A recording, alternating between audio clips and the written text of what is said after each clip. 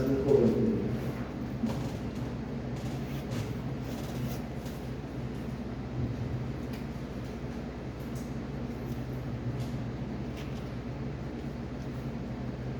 Dice el versículo 22, ¿ya lo tienen, hermanos?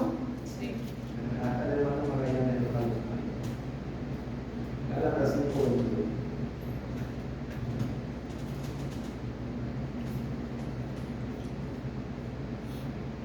En el Nuevo Testamento, hermana Magallanes, después de, si no me equivoco, de Segunda de Corintios. Es ahí, ¿eh? Si alguien quiere leerlo, hermano, está bien, que pueda dar lectura. Si alguien quiere leerlo. Mas el fruto del Espíritu es amor, gozo, paz, paciencia, benignidad, bondad, fe.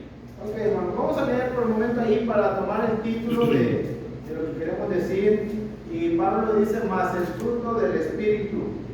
Ese es el tema que vamos a ver, el fruto del Espíritu. Note, hermanos, que Pablo está diciendo de un fruto, no de muchos frutos, sino el resultado del Espíritu, o sea, el fruto, no de muchos frutos, no de varios frutos, sino de un fruto, pero de un fruto, hermanos, que se puede ver su resultado, o sea, el fruto es el resultado. Es como podríamos decir cuando alguien siembra una semilla. Fíjate la figura que Pablo está pensando o está presentando. Siembras una semilla, luego la semilla germina o se cuida esa semilla, porque también llegan los pájaros, no lo ven y se comen la semilla. Entonces se siembra la semilla, se cuida la semilla para que germine, y una vez que esa semilla germina, entonces después de germinar esa semilla hay que cuidar la planta, para que esa planta pueda dar fruto. Y al cuidar esa planta con un cuidado adecuado, con un mantenimiento correcto, entonces el resultado de esa planta va a ser que va a producir fruto. Y vamos a saber qué tipo de planta es por el fruto que produzca. Porque los limones, las naranjas, las toronjas se parecen en cuanto, hermanos, se parecen cuando están chicos todas esas plantas, aunque yo entiendo que hay quien lo sabe distinguir cuando están chiquillos. Pero si miramos una planta de naranja y una planta de limón, incluso la naranja que se da mucho aquí en Laredo, la naranja agria que le dicen, que mira las plantas, se pueden tener un cierto parecido. Pero cuando ya vemos el fruto, nos damos cuenta que lo podemos identificar qué tipo de planta es. Igual en los mangos, los mangos hay diferentes tipos de mangos, ¿sí o no? El ataulfo, el bola, no sé cuáles son los mangos. Y si usted mira una planta de mango chiquita, va a decir, ese es un mango, pero ¿qué tipo de mango es? Ya hasta cuando esa planta dio su fruto, es cuando es este tipo de mango. Bueno, Pablo está presentando, hermanos, esa figura en cuanto al resultado de una vida cristiana. Fíjense, el resultado de una vida cristiana, el resultado de o andar en el Espíritu o andar en la carne. Entonces, podríamos decir, pensando en esos principios de la naturaleza, que hay que sembrar la semilla en una buena tierra, como el Señor Jesucristo lo enseñaba, hermanos, allá en la parábola del sembrador, que la palabra de Dios es la semilla, la tierra son los corazones.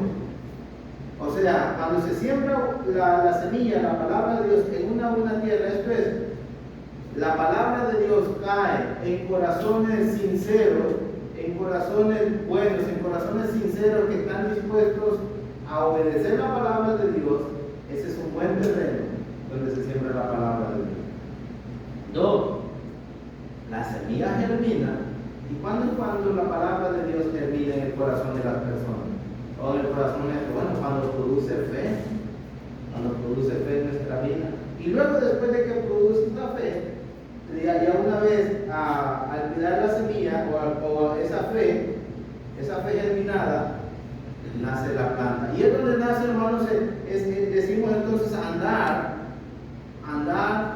en el Espíritu. Entonces empezamos a ver un cristiano que empieza a vivir una vida cristiana. Y luego después de germinar esa semilla y de cuidar, hermanos, que produce fe en la planta, o sea, nosotros decidimos andar según el Espíritu y no según la carne, y al tener un cuidado adecuado, después de que ya nosotros decidimos, tenemos esa intención, el cristiano tiene la intención de andar de acuerdo al Espíritu, entonces es cuando se le da el cuidado adecuado. Y ese cuidado adecuado, ¿qué es, hermano? No es más que el estudio de la palabra de Dios de acuerdo a la necesidad de cada planta, de cada cristiano.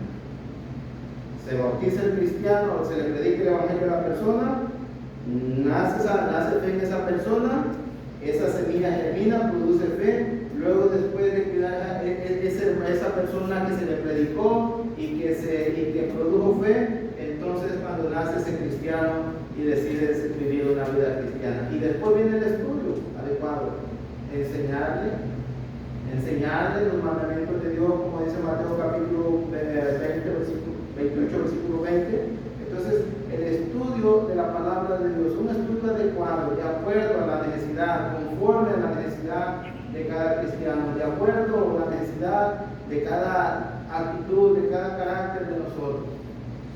Y por último, entonces, ¿qué vamos a encontrar? Después del estudio, encontramos que hay un fruto, produce fruto. El estudio de la palabra de Dios, hermano, cuando se estudia correctamente, va a producir o va a tener un buen resultado en la vida de Cristo. Ok, ¿por qué Pablo le está diciendo esto a los hermanos en Gálatas o a los de Galacia? ¿Por qué Pablo le está diciendo esto a los hermanos? Bueno, porque los hermanos en Galacia habían sido enseñados en el Evangelio, la palabra de Dios se había sembrado en el corazón de ellos, según el capítulo 1.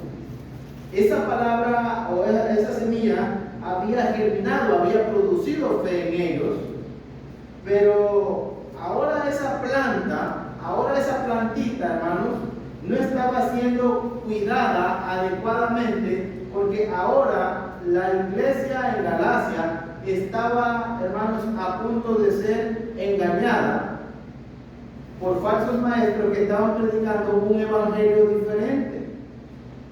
En sí, en general, el problema en la carta que Pablo le escribe a los hermanos en Galacia es que hay unos falsos maestros, en este caso los judaizantes, quieren que los cristianos, los que han obedecido al evangelio, también se circunciden, que lleven a cabo los ritos de la ley. En otras palabras, esta falsa enseñanza, ok, vas a ser salvo, sí, puedes ser salvo, está bien el evangelio, pero aparte del evangelio, necesitas circuncidarse o necesitas guardar la ley. Hermano, la ley no tenía como propósito salvar a la humanidad, la ley no tenía como propósito salvar a la gente. Si usted lee conmigo en el capítulo 3, vamos al capítulo 3, la ley no tiene como la ley antigua, los mandamientos, aquella ley, hermanos, que se dio allá en el monte Sinaí, aquella ley que dio Dios, era la ley de Dios, pero su fin, su propósito no era salvar. Note lo que dice el capítulo 3, versículo 19. Entonces, ¿para qué sirve la ley? Bueno, dice Pablo, fue añadida a causa de las transgresiones hasta que viniese la simiente a quien fue hecha la promesa, y fue ordenada por medio de ángeles en manos de un mediador, y el mediador solo es uno solo, pero Dios es uno. Luego, la ley es contraria a las promesas de Dios. Ok, ¿para qué sirve la ley? Bueno, fue añadida por las transgresiones hasta que viniese la simiente a quien fue hecha la promesa. Entonces, la ley va en contra de las promesas de Dios. ¿En qué tiempo se dieron las promesas, hermanos? A ver, Jorge, ¿en qué tiempo se dieron las promesas? ¿Sí se acuerdan, hermanos, cuándo se dieron las promesas de la venida de Cristo? Fue en Génesis, hermano, en Génesis 12, cuando Dios le dijo a Abraham: en tu simiente serán benditas todas las naciones de la tierra. Ahí se dio la promesa que en la descendencia de Abraham, fíjense, en la descendencia de Abraham iban a ser benditas todas las familias de la tierra. Entonces Pablo dice, la ley es contraria a las promesas que Dios le hizo a Abraham, van en contra, ya que la ley no tiene como propósito salvar, sino que fue añadida a causa de las transgresiones. Entonces, si la ley no tiene como propósito salvar, si la ley fue añadida por la causa de las transgresiones, entonces va en contra de lo que Dios le prometió a Abraham. Y Pablo dice, en ninguna manera, porque si la ley dada pudiera vivificar, ahí está, miren, y vivificar tiene la idea de dar vida espiritual, pudiera vivificar, la justicia fuera verdaderamente por la ley. Si la ley pudiera salvar, si la ley pudiera perdonar, si la ley pudiera justificar, la justicia fuera verdaderamente por la ley. Entonces la humanidad no necesitaría de Cristo. En el tiempo del primer siglo, los que estaban viviendo bajo la ley del antiguo pacto y los que vivían bajo esa ley no hubieran tenido necesidad, ni Dios hubiera tenido necesidad de enviar a su Hijo Jesucristo al mundo para poder vivificar al hombre, para poder justificar al hombre, si la ley hubiera tenido esa capacidad, ese poder. Entonces Pablo dice, la justicia fuera verdaderamente por la ley. Mas la Escritura, versículo 22, lo encerró todo bajo pecado, para que la promesa que es por fe en Jesucristo fuera dada a los creyentes. Pero antes que viniese la fe, estábamos confinados bajo la ley, encerrados para aquella fe que iba a ser revelada. Dios, hermanos, Dios estableció la ley para que la ley pudiera encerrarnos a todos en pecado, para que todo el mundo, Pablo, Romanos capítulo 2, para que todo el mundo supiera, se diera cuenta que era pecador. Para eso tenía el propósito de la ley. ¿Y por qué? Bueno, porque al no cumplirla, eso quería decir que había pecado en el ser humano. Pero dice, mas la Escritura lo encerró todo bajo pecado, para que la promesa que es por fe en Jesucristo fuese dada a los creyentes. Pero antes que viniese la fe, estábamos confinados bajo la ley, encerrados para aquella fe que había de ser revelada. De manera que la ley ha sido nuestro ayo, nuestro guía. Yo sé que esto ustedes ya lo saben. De manera que la ley, los mandamientos que se dieron en el monte Sinaí, las tablas que estaban escritas, esa ley que dio Dios, esos eran mandamientos de Dios, se tenían que cumplir. Esa ley, el propósito, de manera que la ley ha sido nuestro ayo para llevarnos. Ahí es el propósito. ¿Para qué fue dada la ley? Para, hermanos, tiene el propósito. Para llevarnos, o el fin. Para llevarnos a Cristo. Exacto. El propósito que Dios puso la ley es para encerrarnos todos bajo pecado y para que, hermanos, podernos traer a Cristo. Porque el propósito de Dios no era salvar a la humanidad ni al pueblo de Israel del pecado por medio de la ley, sino que la ley los reservara así, transgresores de pecado, para que cuando Cristo viniera, ellos pudieran ser perdonados. Entonces, el propósito de la ley, la ley, hermanos, si se estudia, dice Pablo, si se estudia correctamente, 1 Timoteo capítulo 1, si la ley se usa legítimamente, tal como el propósito que Dios tenía en mente cuando la dio en el monte Sinaí, lo que va a hacer la ley es que nos va a traer a Cristo, nos va a llevar a Cristo. La idea de guardar el sábado, la idea del diezmo, la idea de todos los rituales que se hacían, el propósito de Dios no era que la gente practicara diezmo, se quedara con esa práctica de diezmo y de todos esos rituales que se hacían. Si eso hubiera estado en la mente de Dios, el templo no hubiera sido destruido. Pero el propósito de Dios era guiarnos a Cristo. La realidad Por eso dice, de manera que la ley ha sido nuestro ayo para llevarnos a Cristo, a fin de que fuésemos justificados, no por la ley, hermanos, porque la ley se trataba de cumplirla, de hacerla. Y dice, para justificarnos, para que fuésemos justificados, la justificación, el perdón de pecados. Y la justificación es igual al perdón de pecados. Entonces Pablo dice, para que a fin de que fuésemos justificados o perdonados por la fe. Esto quiere decir que una persona, una religión que basa su salvación y que basa su fe en la antigua ley, en el antiguo pacto, y que tiene esas prácticas, hermano, según lo que dice el texto, van a ser justificados, ellos piensan ser justificados, ellos piensan ser perdonados, no por fe, sino por cumplir la ley. Porque Santiago diría también que si guardas una parte de la ley, pero violas un mandamiento, has abrogado toda la ley.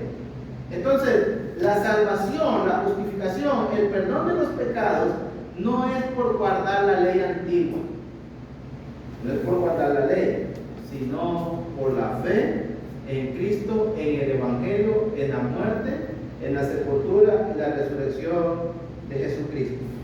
Y luego dice, mira lo que dice el versículo 25. Pero venida la fe, o venido el Evangelio, ya no estamos bajo ayo, ya no estamos bajo ese régimen de ley, pues todos sois hijos de Dios por la fe en Cristo Jesús, porque todos los que habéis sido bautizados en Cristo, de Cristo estáis revestidos. Ya no hay judío ni griego, ya no hay esclavo ni libre, no hay varón ni mujer, porque todos vosotros sois uno en Cristo Jesús. Y si vosotros sois de Cristo, ciertamente el linaje de Abraham sois, herederos según la promesa. Pero hermanos, la salvación, la justificación, la adopción de llegar a ser hijos de la promesa no es por medio de la ley. La religión que quiere practicar esa ley no va a tener justificación, porque el propósito de la ley no era justificarnos. Si ellos la usaran legítimamente, o el que la quiere usar legítimamente, lo tendría que llevar a Cristo, hasta el nacimiento de Cristo o al Calvario, ahí donde murió Cristo, porque todo aquello, hermanos, era el guía, era quien estaba dirigiendo para llevarnos a Cristo. Entonces,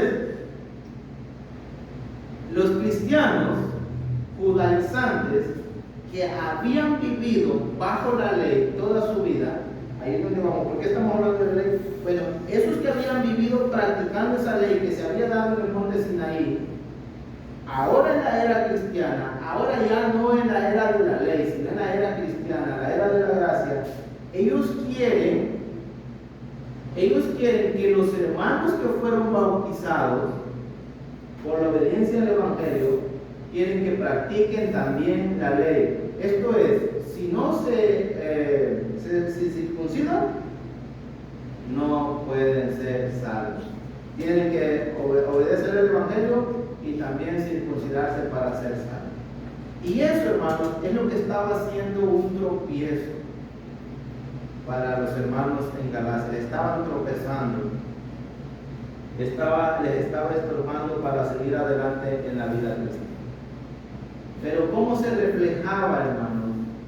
Entonces, Pablo le dice, capítulo 5, versículo 3.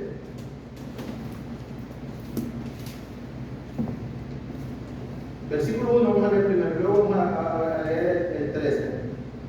¿Qué dice el 1, hermano? Estad pues firmes en la libertad, aunque Cristo nos hizo libres, y no estéis otra vez sujetos a yugo de esclavitud. ¿Cuál era el yugo que tenían antes? ¿Cuál era el yugo? Era la ley, hermanos, porque la ley era una carga y estaban sujetos a esa esclavitud de hermanos de la ley, de ese yugo, estaban unidos, estaban amarrados a esa ley que no los dejaba, hermano. Entonces Pablo le dice, estad pues firmes. Y cuando Cristo viene a la vida de ellos, los libera de esa esclavitud, los libera, hermanos, de la esclavitud de la ley, los libera de la esclavitud del pecado también. Note, hermanos, en términos espirituales, cuando se obedece el Evangelio, la persona deja de ser esclavo.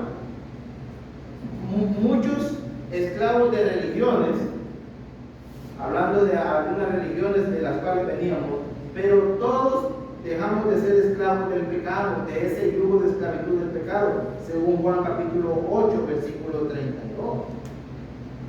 Y conoceréis la verdad, y la verdad los hará libres de la esclavitud del pecado. Y Pablo le dice, estén pues firmes en la libertad con que Cristo nos hizo libres. O sea, ya nos habían libertado de ese yugo, de esa carga, de ese amarre que tenían. Y parece ser que ahora ellos van a volver a la esclavitud por volverse a través de la ley.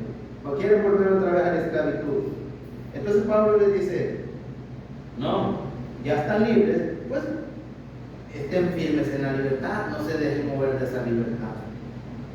Es como estaban en la cárcel, los han liberado, pero ellos quieren volver otra vez a la cárcel, hablando en términos espirituales. Y luego mira el versículo 13.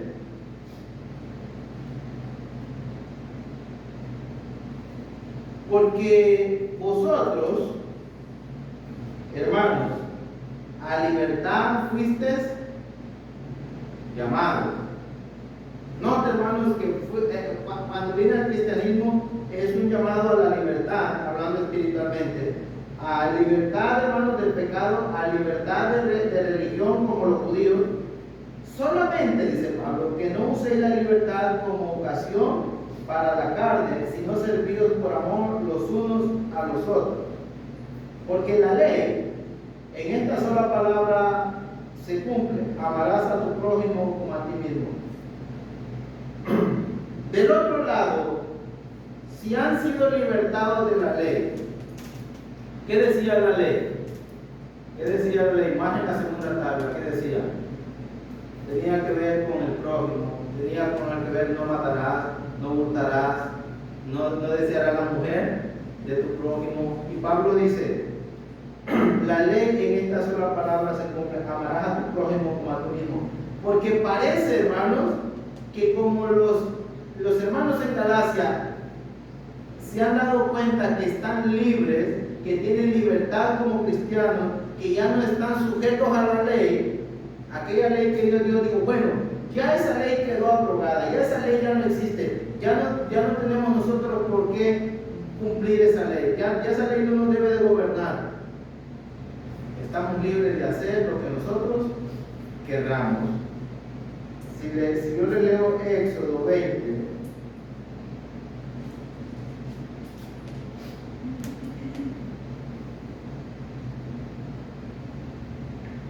honra a tu padre y a tu madre,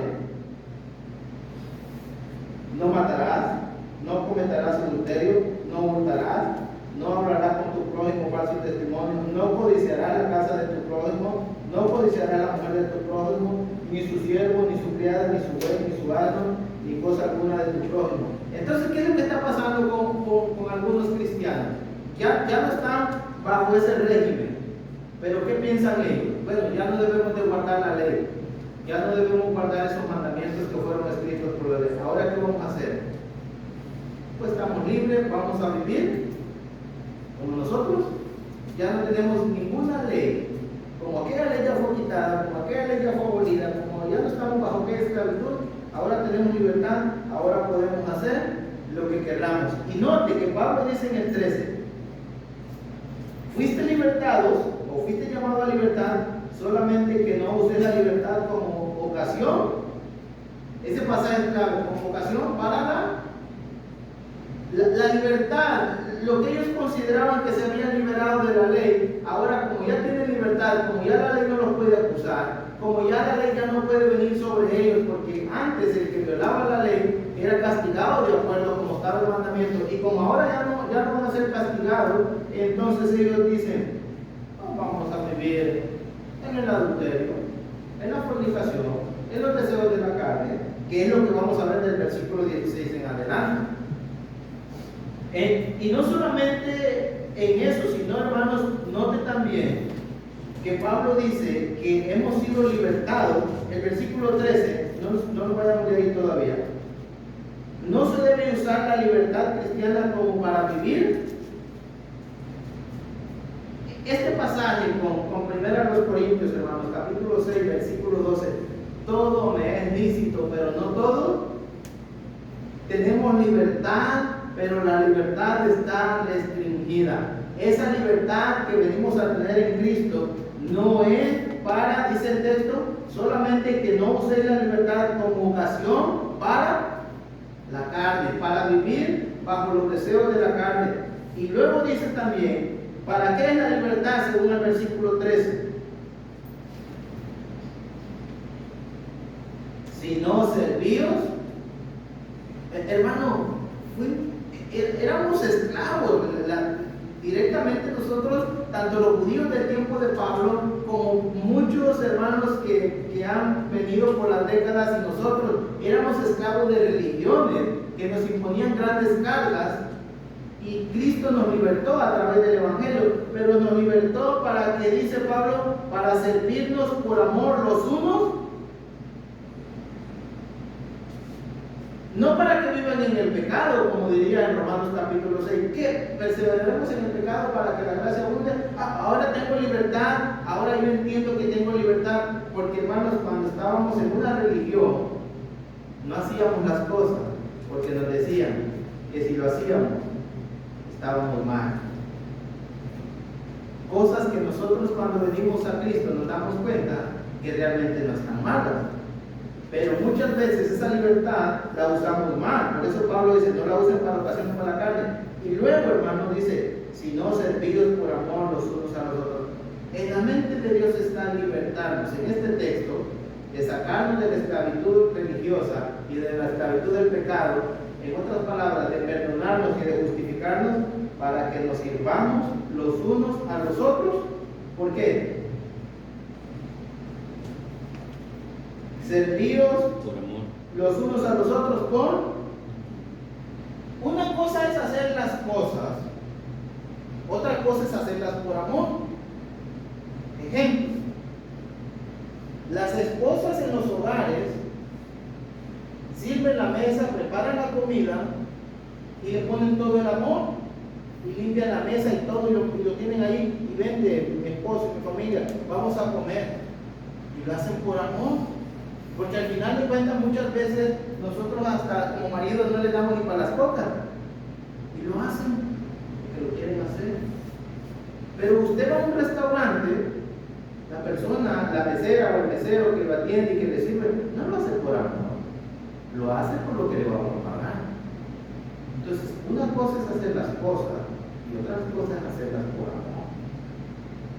Servirse por amor, porque siento ese deseo, porque quiero hacerlo, porque quiero servir a mi hermano, quiero servir a mi hermano, porque los amo.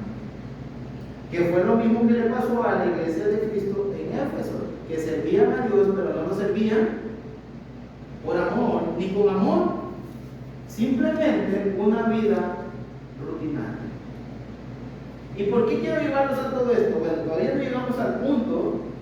Vamos a tener unas 2 o 3 lecciones, pero miren, Pablo dice que fuimos libertados, o los cristianos fueron libertados, fuimos sacados de la esclavitud, no para andar en la carne, o sea, no es para andar con rienda suelta, sino para servirnos los unos a los otros por amor, porque toda la ley en esta sola palabra se cumple: amarás a tu prójimo como a ti mismo.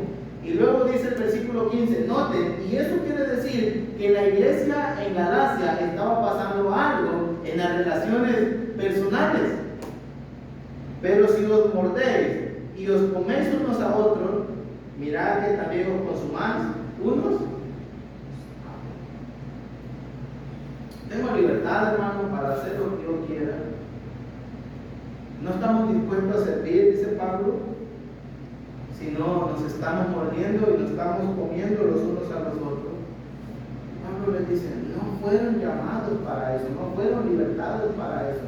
En otras palabras, hermano, cuando uno viene al cristianismo y viene a la iglesia, no viene para eso. Dios no nos llamó a la iglesia para mordernos y para comernos los unos a los otros, sino para servirnos los unos a los otros, para amarnos los unos a los otros. Y el amor es una de las cosas, hermano, el amarnos los unos a los otros es una de las cosas, según Juan capítulo 13, que identifica a la iglesia de Cristo. A veces pensamos que la identificación de la iglesia de Cristo, hermanos, es no cantamos con instrumentos, sí es cierto, nos identifica. Las mujeres no practican, no predican, es cierto.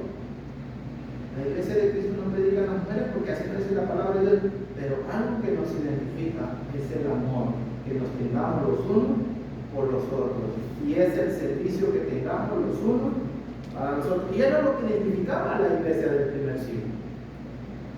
Eso era lo que identificaba a la iglesia del primer siglo. Y entonces ahí viene el versículo 16. Ok, queremos sembrar la semilla, hermanos, en el corazón de cada uno de nosotros. Queremos que la palabra de Dios se siembre en nuestro corazón. Queremos que esa palabra de Dios germine. Queremos que esa semilla germinada, hermanos, produzca un cristiano que ande conforme al Espíritu y no conforme a la carne. Un cristiano que, hermanos, tenga el cuidado correcto, alimentarnos correctamente. Ahora, después de que Pablo dice, ¿cómo comienza el versículo 16? El primer punto que vamos a ver, y después de todo esto que hemos dicho. Más el fruto del Espíritu es amor. El versículo 16, hermanos, 5, 16. Perdón. Sí.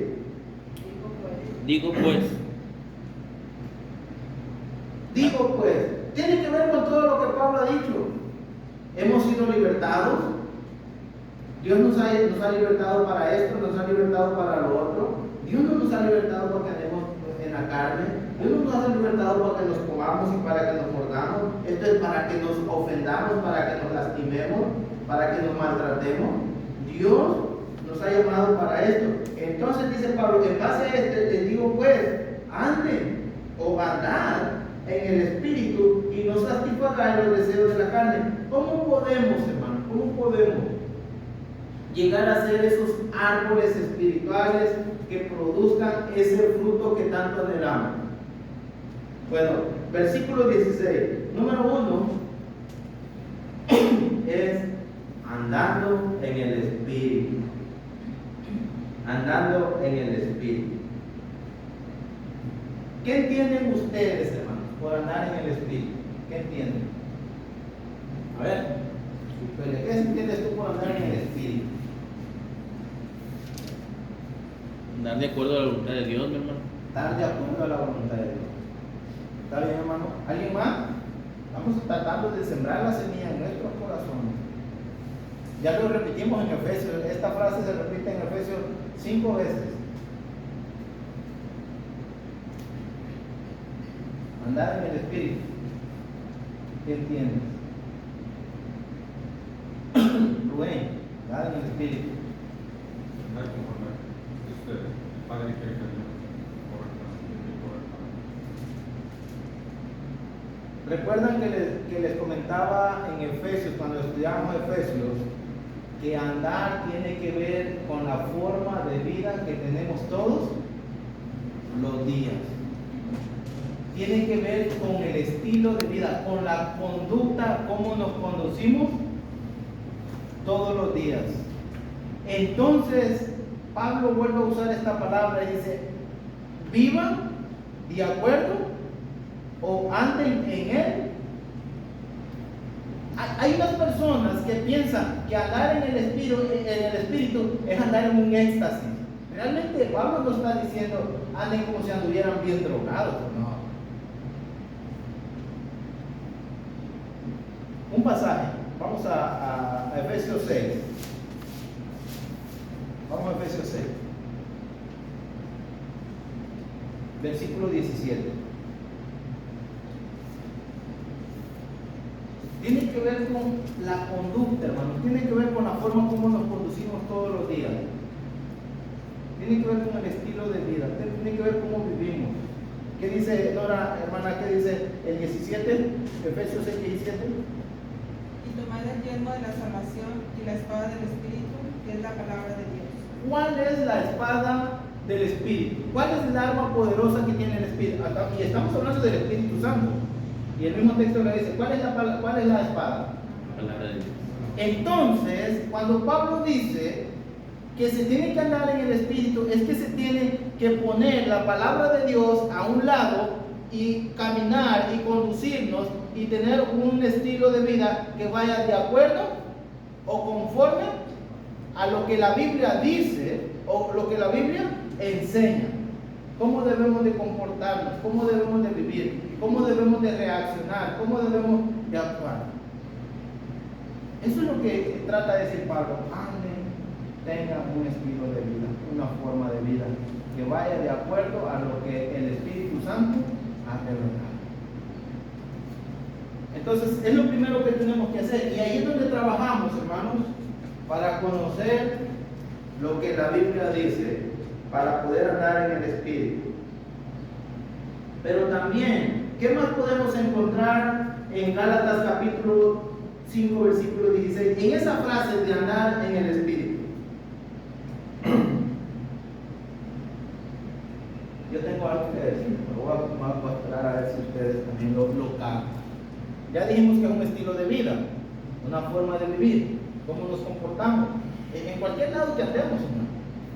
Pero otra vez Gálatas 5:16, hermana Meli, ¿qué puede encontrar en esa frase que dice andar en el Espíritu?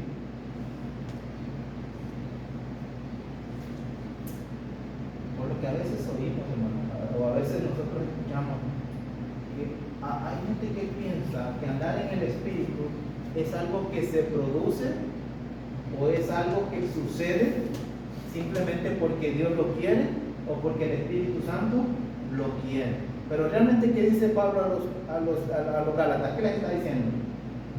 ¿Quién tiene la decisión? ¿Ah?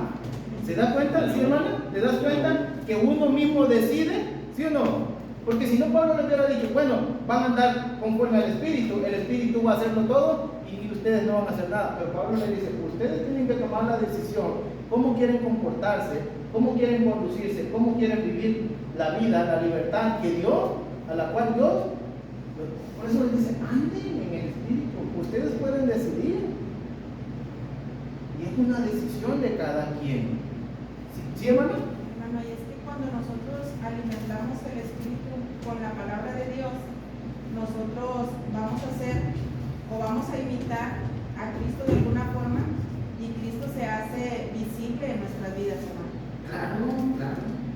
Eso es. Y es que, hermano, también aportando ahí, hermano, fue lo que el Señor Jesús dejó establecido en su palabra cuando se estaba despidiendo de los apóstoles, y Él les dijo, enseñándoles que guarden todas las cosas que os he mandado.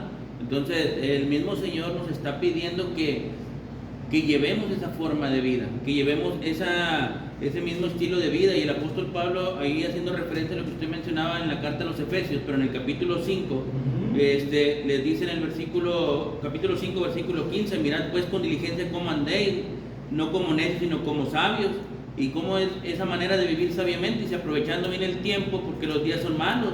Por tanto, no seáis insensatos, sino entendidos de cuál sea la voluntad del Señor. Entonces, tenemos que tener ese estilo de vida, esa forma de vida que sea, aunque es como bien dice usted, es una decisión de nosotros, pero es una forma que el Señor ya estableció, que ya dejó Él establecida, que cómo debemos de nosotros conducirnos.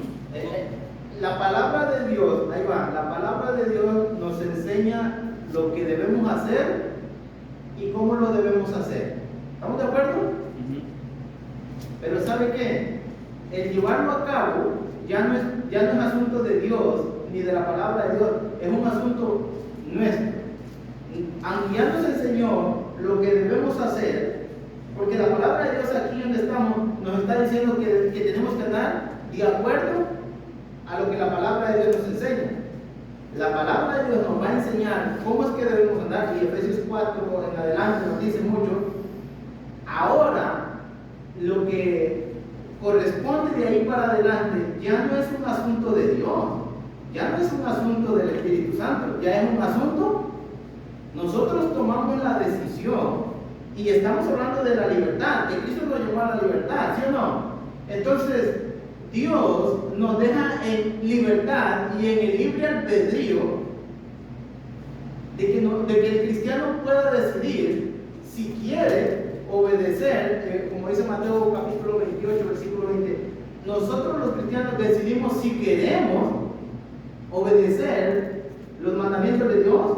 Ya lo sabemos, pero al final de cuentas nosotros decidimos si queremos o no queremos obedecer. Por eso les decía, es una decisión personal, ese libre albedrío que Dios nos ha dado de la libertad para poder decidir. Nosotros escogemos la forma de vida, cómo queremos vivir. No que no sepamos cuál es la forma de vida. Ya, como dice el hermano Jorge muy bien, ya Dios nos dijo cómo debemos de vivir. Ahora nosotros decidimos si queremos vivir de acuerdo al Espíritu o queremos vivir de acuerdo a la carne.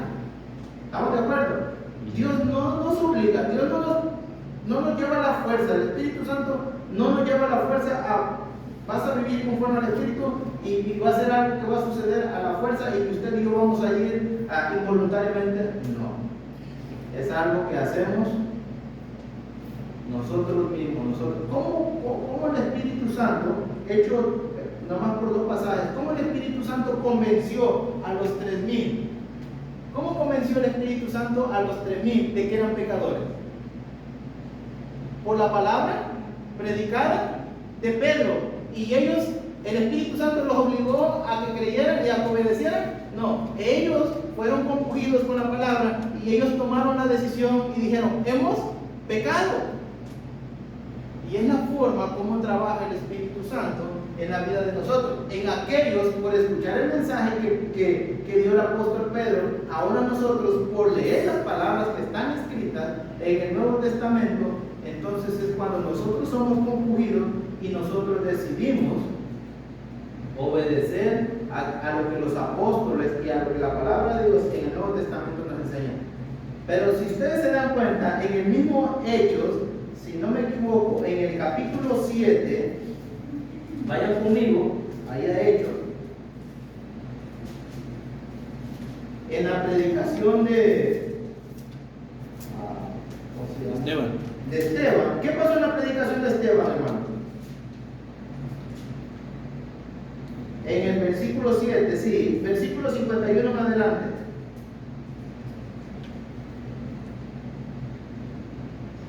Esto es muy importante, hermano, porque, y por lo que vamos a decir más adelante también acerca de Gálatas 5, donde dice que hay que ser guiados por el Espíritu.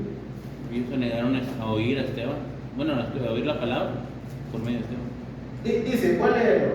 Duros de cerviz e incrédulos de corazón y de oídos, vosotros resistís siempre a quién. Y lo que estaban no estaban aceptando la palabra predicada, no la están aceptando. Vosotros resistís siempre al Espíritu Santo como vuestros padres, así también vosotros. ¿Se acuerdan del pueblo de Israel en el antiguo pacto con Jeremías y en Isaías? No te vamos a oír, no vamos a oír la palabra.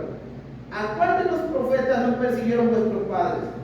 Y mataron a los que anunciaron de antemano la venida, y mataron a los que anunciaron de antemano la venida del justo, de que vosotros ahora habéis sido entregadores y matadores.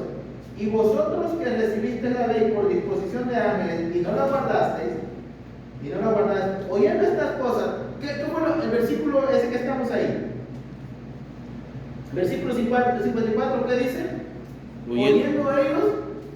Oyendo estas cosas, ¿qué pasó? Se enfurecían en sus corazones y crujían los dientes contra él. Mira el efecto. ¿Quién los obligó a que endurecieran sus corazones? ¿El Espíritu Santo? No. Ellos tomaron la decisión de tapar sus oídos, de endurecer su corazón, porque cuando oyeron, en vez de reflexionar y decir, si es cierto, como los 3,000 de ellos, nosotros matamos lo entregamos, hemos pecado sangre inocente. No, ¿qué dijeron? Versículo 5. Oyendo estas cosas se enfurecieron en sus corazones y crujían los dientes contra él. Pero Esteban, lleno del Espíritu Santo, puesto los ojos en el cielo, vio la gloria de Dios y a Jesús que estaba a la diestra de Dios. Y dijo, aquí veo los cielos abiertos y al Hijo del Hombre que está a la diestra de Dios. Entonces ellos, dando grandes voces, se taparon los oídos y arremetieron contra él y echándole fuera de la ciudad, le apedrearon y los testigos pusieron su ropa a los pies de un joven que se llamaba Saulo y apedrearon a Esteban mientras él invocaba y decía: Señor Jesús, recibe mi espíritu. Hermano, la misma palabra predicada, el mismo mensaje de salvación para los 3,000 de Hechos 2, la misma palabra predicada de Esteban. ¿Qué fue la diferencia? La decisión. La decisión. Y si te acuerdas que en Hechos también dice que al oír esto se compungieron de corazón.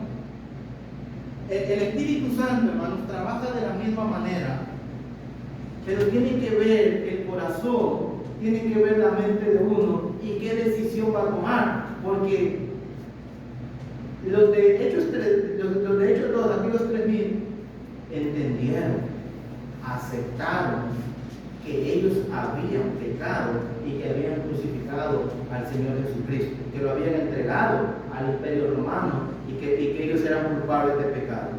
Ahora estos otros que mataron a Esteban, ellos no aceptaron, no reconocieron lo que Esteban les estaba diciendo, lo que el Espíritu Santo les estaba diciendo por medio de la palabra predicada. Entonces, ¿qué decidieron?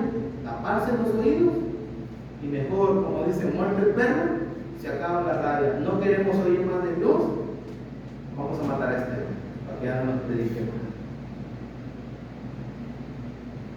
Hacer caso, obedecer al Espíritu, andar en el Espíritu, hermanos, vivir de acuerdo a la palabra de Dios, aceptar la palabra de Dios que es la espada del Espíritu, aceptar que esa es la verdadera vida que Dios quiere que vivamos en las palabras de la Biblia. Aceptar eso es una decisión de cada cristiano. Es una decisión nuestra. Tenemos la libertad, tenemos el libre albedrío para poder decidir. El Espíritu Santo no nos va a obligar a andar de acuerdo a la palabra de Dios. Eso Él nada más nos va a ayudar y nos va a enseñar lo que es andar en la palabra de Dios, pero la decisión de practicar lo que la Biblia dice es nuestra. Termino con esto, hermano. Algo sencillo que siempre lo hemos dicho. Reunirse con la iglesia ¿es un mandamiento? ¿Sí o no? Sí. ¿Tenemos la libertad para obedecer el mandamiento? Nosotros decidimos, ¿sí o no? ¿Y sabe qué? Hay unos libertinos que ya se les hizo costumbre. Se ve como la libertad se convierte en un deseo de la carne y en un libertinaje. Los mandamientos de Dios conocemos y nosotros decidimos si realmente los queremos obedecer. Si nosotros queremos, hermanos, ser ese árbol fuerte, ese árbol espiritual, ese árbol que produce ese fruto espiritual, lo primero que tenemos que hacer es: escuchamos la palabra de Dios, entendemos la palabra de Dios, esa semilla está sembrada en nuestros corazones, ahora hay que cuidarla, hay que regarla. ¿Y qué queremos decir? Que ahora hay que andar, hay que practicar lo que hemos aprendido. Y cuando nosotros empezamos a practicar lo que hemos aprendido, entonces empezamos a andar poco a poco empezamos a andar en el Espíritu, de acuerdo a lo que el Espíritu Santo ha revelado en su palabra y más en el Nuevo Testamento. La otra parte es que nosotros también podemos decidir. Nadie nos puede obligar. Si deseamos, si queremos andar en los deseos, en la carne. Nadie nos obliga. Entonces, hermanos, es lo primero que tenemos que hacer para producir, dijimos, un árbol espiritual, para producir una vida espiritual. Y vamos a ver al final, hermanos, cómo poder decir, hermanos, y poder juzgarnos a nosotros mismos: estoy comportándome, estoy actuando, estoy conduciendo en el Espíritu, estoy siendo guiado por el Espíritu. Y se va a ver por el fruto que produzca nuestra vida. Amén. Dios le bendiga, hermano.